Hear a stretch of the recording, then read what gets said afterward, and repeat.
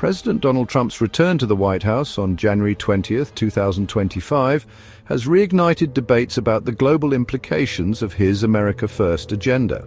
In a dramatic start to his second term, Trump signed 26 executive orders on his first day, including a suspension of U.S. foreign assistance for 90 days pending a review to align all aid with U.S. national interests. These moves, emblematic of his assertive leadership style, have profound implications for nations like Ethiopia, which has historically been a significant recipient of U.S. aid. President Trump's second term is markedly different from his first. His return to office comes amid escalating geopolitical tensions, particularly involving BRICS nations, which are actively pursuing alternatives to the US dollar in international trade.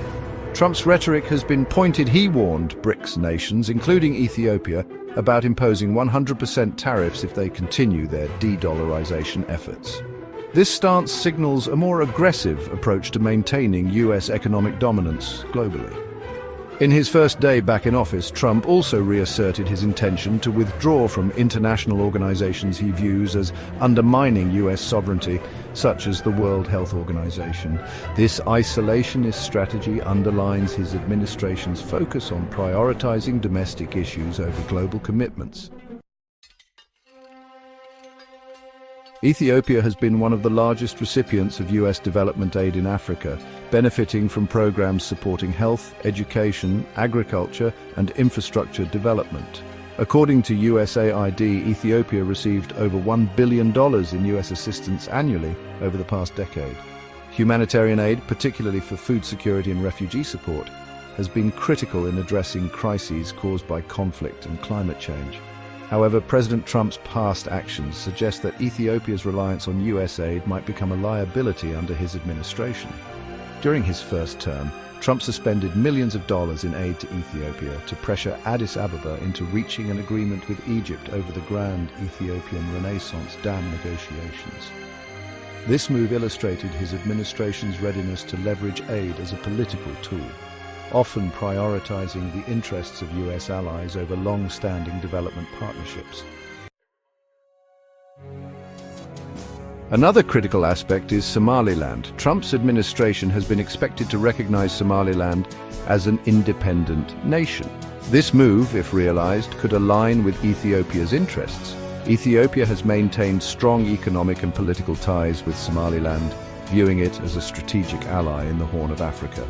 Recognition of Somaliland by the US would bolster Ethiopia's influence in the region, countering Somalia's claims over Somaliland and weakening Somalia's leverage in regional disputes.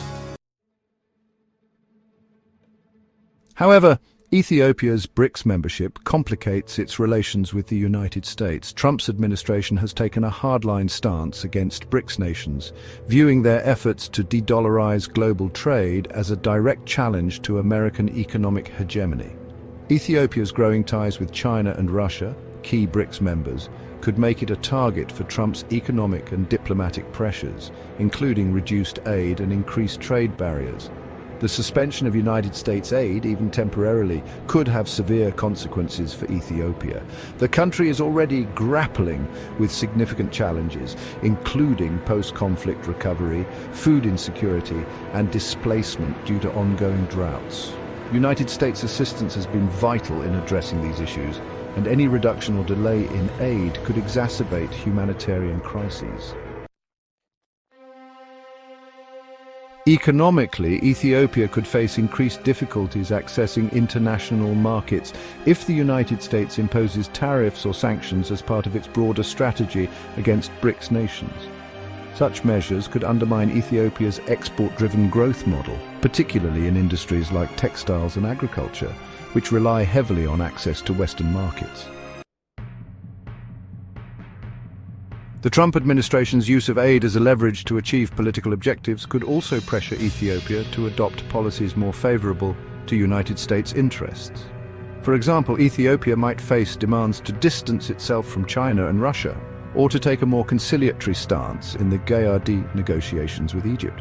Such pressures could strain Ethiopia's sovereignty and complicate its domestic and regional agendas.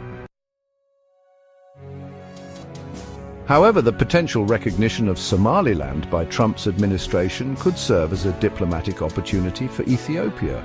It would affirm Ethiopia's strategic partnership with Somaliland and strengthen its position in the Horn of Africa, potentially offsetting some of the challenges posed by Trump's broader foreign policy agenda. President Trump's return to the White House signals a challenging period for Ethiopia. The America First agenda prioritizes United States interests, often at the expense of long-standing partnerships. Ethiopia's alignment with BRICS and its strategic ties with China and Russia could make it a target for reduced United States support and increased economic pressures. At the same time, the potential recognition of Somaliland by the United States could serve as a rare diplomatic win for Ethiopia under Trump's administration. The broader question remains, can Ethiopia adapt to these shifting dynamics and maintain its development trajectory while balancing complex regional and global pressures? Only time will tell how Trump's policies will reshape United States-Ethiopia relations and the Horn of Africa's geopolitical landscape.